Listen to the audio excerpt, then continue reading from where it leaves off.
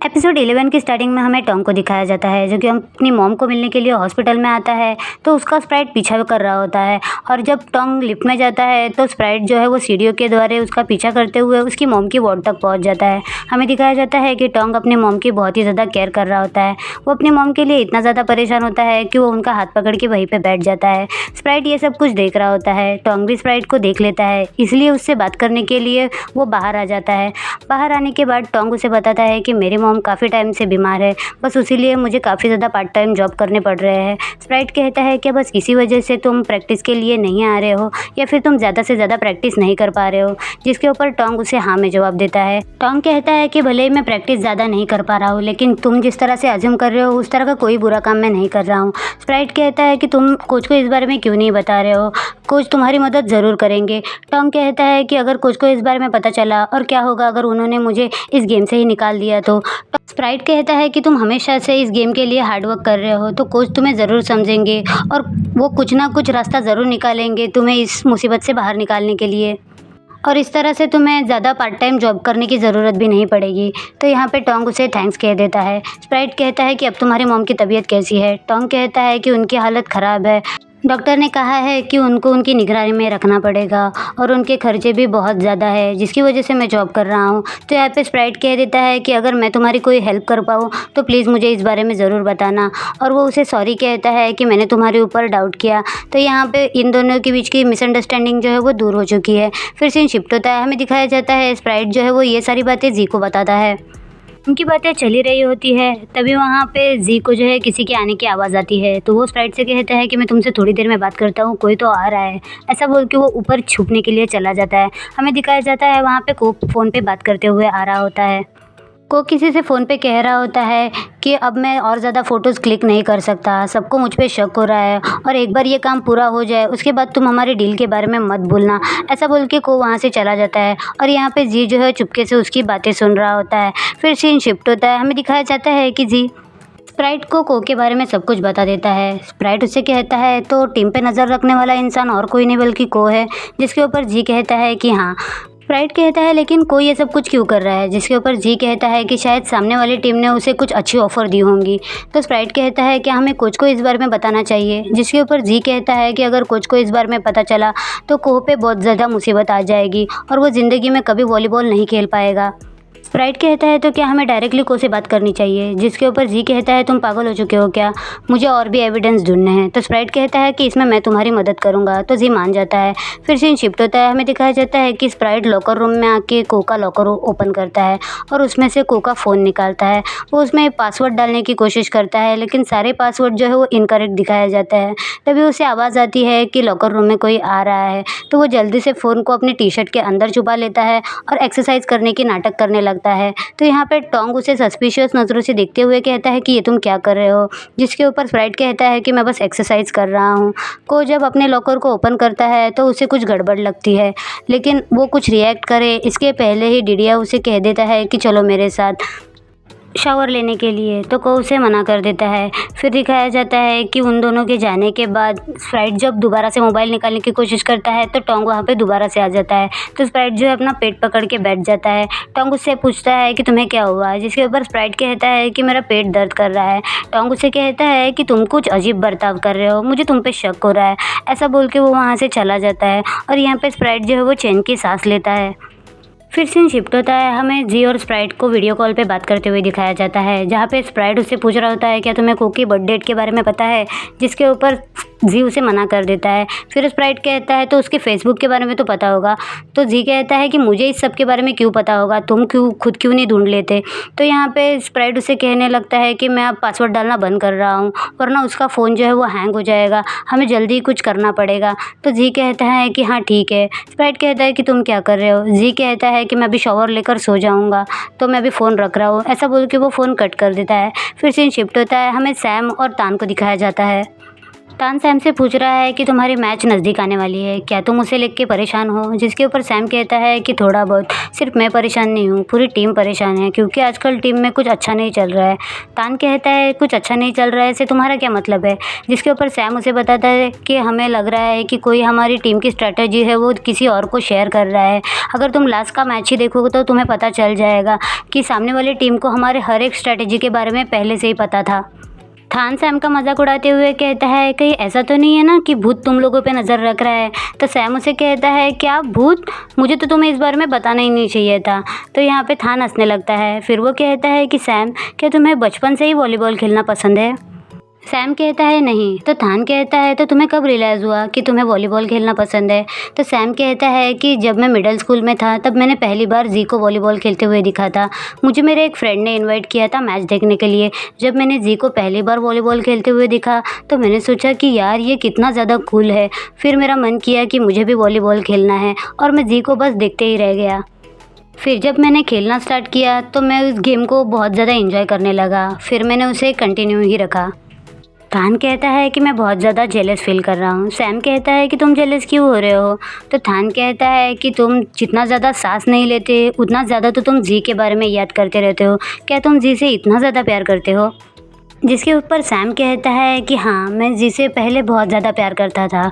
तो थान कहता है तो अब का क्या? तो यहाँ पे सैम उसे कुछ जवाब नहीं देता। तो थान कहता है इसका मतलब अब तुम मुझसे प्यार करते हो? तो यहाँ पे सैम जो है ना ब्लश करने लगता है। फिर थान कहता है कि सैम, मैं काफ़ी टाइम से तुम्हें पटाने की कोशिश कर रहा हूँ, प्लीज़ मेरे बॉयफ्रेंड बन जाओ। तो यहाँ पे सैम कह देता है कि मैं कब से इसी चीज़ का वेट कर रहा था कि तुम मुझे इस बारे में पूछो। यानी कि फाइनली ये दोनों जो है अब बॉयफ्रेंड बन चुके हैं। फिर सीन शिफ्ट होता है। हमें लॉकर रूम का दिखाया जाता है जहाँ पे जी अपने लॉकर में कुछ कर रहा होता है। तभी वहाँ पे को आता है। को बैठ के अपने बैग चेक करता है तो बैग में उसे अपना फ़ोन मिल जाता है।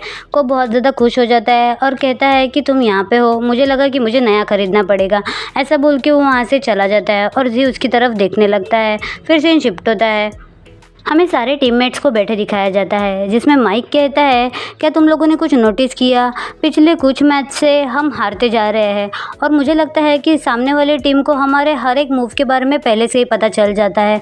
तो जैक भी उसकी बात पे अग्री करते हुए कहता है कि हाँ, मैंने भी ये चीज़ नोटिस की। तो सैम कहता है कि हमें कोच से इस बारे में बात करनी चाहिए, वो हमारी बात को ज़रूर समझेंगे। जैक कहता है कि नहीं, मुझे नहीं लगता, कोच हमसे बहुत ही ज़्यादा प्रैक्टिस करवा के लेंगे, शायद हमारी प्रैक्टिस में कुछ कमी रह गई हो। जिसके ऊपर माइक कहता है कि नहीं, हमने प्रैक्टिस तो बहुत ज़्यादा की है और मैं और ज़्यादा प्रैक्टिस नहीं कर सकता, ये कितना ज़्यादा स्ट्रेसफुल है। डीडीएफ कहता है चाहे कुछ भी हो जाए हमें अपना कॉन्फिडेंस खोना नहीं है और हमें डटे रहना है।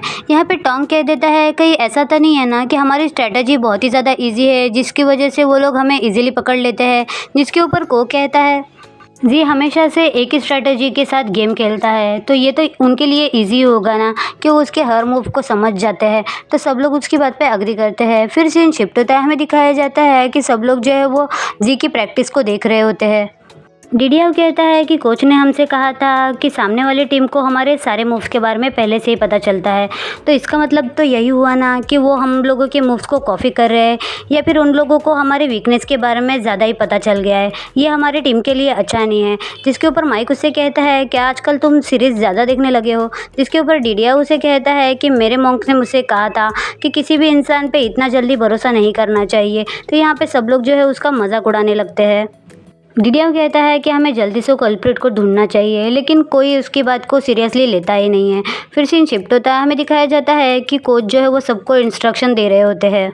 कोच सबसे कहते हैं कि हमें एक तगड़ी स्ट्रेटजी बनानी पड़ेगी क्योंकि हमारी अगली मैच जो है वो बहुत स्ट्रॉन्ग टीम AKU के साथ है। तो हमें पूरा फोकस लगा के उस गेम को करना चाहिए और वो स्ट्रेटजी यहाँ पे बताने लगते हैं। यहाँ पे कोच जो है वो चुपके से सर की स्ट्रेटजी की वीडियो बना रहा होता है जिसे स्प्राइट भी नोटिस कर लेता है। फिर सीन शिफ्ट होता है। हमें दिखाया जाता है कि को ने वो वाली क्लिप किसी को सेंड कर दी होती है और वो कहता है कि मैंने उनकी स्ट्रैटेजी की क्लिप तुम्हें सेंड कर दी है और वो पूरी तरह से क्लियर है, तो तुम अपनी डील को भूलना मत। मैं अभी स्टार्टर बनना चाहता हूँ, मैं इनका सब्स्टिट्यूट बन के थक चुका हूँ। यानी कि को जो है वो अपनी टीम बदलने का सोच रहा है। तभी उसके ऊपर जो है स्प्राइट नज़र रखते हुए उसका वीडियो बना रहा होता है। जैसे ही स्प्राइट का फ़ोन बजता है कि तो को अलर्ट हो जाता है। तो स्प्राइट थोड़ा सा डर जाता है और वहाँ पर छुप जाता है। को उसको ढूंढते हुए वहाँ पर आता है लेकिन दोबारा से वो जो है अपने फ़ोन में बिज़ी हो जाता है। तो स्प्राइट की जान में जान आती है और स्प्राइट वहाँ से भाग जाता है। फिर सीन शिफ्ट होता है, हमें दिखाया जाता है कि को जब लॉकर रूम में होता है तो जी उसके पास आते हुए उसे कहता है कि हमें पता चल गया है AKU के स्पाई तुम ही हो। तो यहाँ पे को जो है वो साफ मना करते हुए कहता है कि तुम क्या बकवास कर रहे हो। यहाँ पे स्प्राइट उसे कह देता है कि अगर तुम सच्चाई नहीं बताओगे तो हमें सच्चाई उगलवाना भी आता है। तो को उसे कह देता है कि तुम ऐसे झूठे इल्ज़ाम मुझ पे नहीं लगा सकते और वो वहाँ से जाने की कोशिश करता है। तो स्प्राइट जो है उसे उसके गले से पकड़ लेता है। सलम जो है वो को उसका वीडियो दिखाने लगती है, लेकिन को फिर भी नहीं मानता और कहता है कि इस वीडियो में मैं नहीं हूँ। तो यहाँ पे स्प्राइट जो है उसका गला बहुत ज़ोर से प्रेस करने लगता है। तभी वहाँ पे बाकी के टीम मेंबर्स आ जाते हैं। वहाँ पे जैक पूछ रहा होता है कि तुम लोगों का ये क्या चल रहा है। यहाँ पे स्प्राइट जो है वो को ज़बरदस्ती कर रहा होता है कि तुम मुझे सच्चाई बता रहे हो या नहीं, और उसका गला बहुत ज़ोर से प्रेस करने लगता है। तो यहाँ पे फाइनली को जो है हार माननी पड़ती है और वह कहता है कि मैं बता देता हूँ, लेकिन एक बार मुझे छोड़ो, मुझे दर्द हो रहा है। को कह देता है कि AKU का स्पाई मैं ही हूँ, मैं ही तुम लोगों पे नज़र रख रहा था। जिसके ऊपर जैक गुस्से में कहता है तो वो तुम थे, लेकिन तुमने ये सब कुछ क्यों किया। यहाँ पे फर्स्ट भी उसे गुस्से में कहने लगता है कि ये सब करने के पीछे तुम्हारा रीज़न क्या था। तुमने अपने ही टीम के साथ धोखा किया, लेकिन तुमने ऐसा किया क्यों? क्या उन लोगों ने तुम्हें फोर्स किया, तुम्हें हायर किया है इस काम को करने के लिए? स्प्राइट कहता है क्या तुम हमें बताना चाहोगे कि ये सब कुछ करने के पीछे तुम्हारा मकसद क्या था। जिसके ऊपर को कहता है कि मुझे नहीं पता। सलम कहती है कि अगर कोच को इस बारे में पता चला तो तुम्हारी पूरी ज़िंदगी बर्बाद हो जाएगी। को हंसने लगता है और कहता है क्या मेरी ज़िंदगी बर्बाद हो जाएगी? तो अभी कौन सा अच्छी चल रही है। तुम लोगों ने कभी मुझे मेन प्लेयर होने का हक ही नहीं दिया, मुझे कभी अपना गेम दिखाने का मौका ही नहीं मिला। जिसके ऊपर माइक उसे कहने लगता है इस वजह से तुम AKU को सपोर्ट करने लगे और अपने ही टीम को हराने के पीछे पड़ गए। जिसके ऊपर को कहता है कि हाँ, क्योंकि उन्होंने मुझे कहा कि वो मुझे स्टार्टर बनने देंगे। तो यहाँ पे माइक को बहुत ज़्यादा गुस्सा आता है और वो को मारने के लिए आगे बढ़ता है। तो सब लोग उसे रोकने लगते हैं। को गुस्से में कहता है कि तुम जैसे स्टार्टर प्लेयर मेरी फीलिंग्स के बारे में कभी नहीं समझ पाओगे। जिसके ऊपर फर्स्ट उसे कहता है लेकिन सिर्फ ये एक रीज़न नहीं हो सकता कि तुम अपनी टीम को धोखा दो। तुम हमारे दोस्त हो तो हम तुम पे पूरा भरोसा करते हैं कि सिर्फ इस वजह से तुमने ये नहीं किया होगा। को सबसे माफ़ी मांगने लगता है। सलम कहती है कि तुम इस गेम को छोड़ दो। तो को उसे देखने लगता है। सलम कहती है कि अगर तुम इस गेम को छोड़ दोगे तो मैं ये सब कुछ भूल जाऊंगी। जैक कहता है क्या इसका गेम छोड़ना हमारे लिए काफ़ी होगा। तो सलम कहती है कि अगर ये अभी गेम छोड़ देगा तो ये दोबारा ज़िंदगी में कभी गेम खेल पाएगा, वरना ये दोबारा ज़िंदगी में कभी गेम नहीं खेल पाएगा, क्योंकि मुझे पता है कि को का सबसे पसंदीदा गेम ही वॉलीबॉल है। स्प्राइट कहता है कि तुम इस गेम को छोड़ दो और मुझे पता है कि तुम्हें अपने गलती का एहसास हो चुका होगा, लेकिन तुम्हें समझना चाहिए तुमने जो गलती की है वो बहुत बड़ी है। यहाँ पे सलम उसे कह देती है कि अपने ड्रीम को पूरा करने के लिए इतने हद तक नीचे गिरने की ज़रूरत नहीं है और तुम्हें ये याद रखना चाहिए कि ज़िंदगी तुम्हें दूसरा मौका नहीं देगी। तो अपने टीम को गिराने के बदले तुम अपने आप को उठाने की कोशिश करो। इसी के साथ पार्ट 1 मैं यहीं पे ख़त्म करती हूँ। पार्ट 2 भी जल्दी आएगा, तो वीडियो पे एटलीस्ट 100 लाइक तो दे दो guys please. Thank you so much for watching. Bye bye.